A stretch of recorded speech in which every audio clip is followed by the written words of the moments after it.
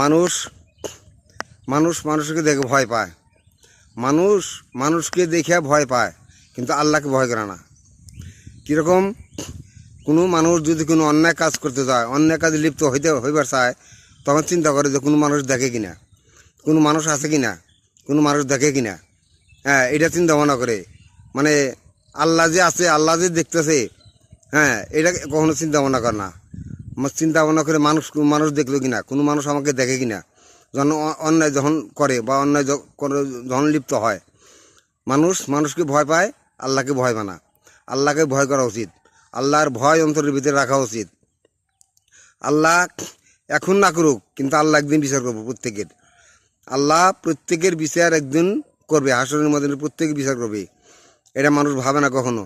কাজেই মানুষকে ভয় করে চলে। হ্যাঁ, অন্য কাম যখন করে তখন চিন্তা করে কেউ দেখলো কি নাকি, কেউ দেখলো নাকি, এরকম চিন্তা ভাবনা করে। আর আল্লাহ পাক যে দেখতেছে, আল্লাহ পাক তো পরের কথা, আরে দুই কান্তে তো দুই ফেরেশতা আছে, তারা কি করতেছে? তারা দেখতেছে না? তারা তো দেখতেছে। হ্যাঁ, কাজেই মানুষকে ভয় না করে আল্লাহকে ভয় করো, আল্লাহর ভয় অন্তরের ভিতরে রাখো, আল্লাহকে স্মরণ করো। হ্যাঁ, আল্লাহ দিন ধরবো, এই দিন কিন্তু ছাড়বো না। আল্লাহ বর্তমানে ছাড় দিচ্ছে সবাই রে, যা খুশি কর, যা তোর মনে যা তুই কর। হ্যাঁ, কিন্তু আল্লাহ ছাড় দিছে, আল্লাহ কাউকে ছেড়ে দেবে না, আল্লাহ কাউকে ছাড়বে না, আল্লাহ সবাইকে ধরবো একদিন। আল্লাহ যেদিন ধরবো, আল্লাহর মার দুনিয়ার বাইর, এটার কথাটা স্মরণ রাখবেন।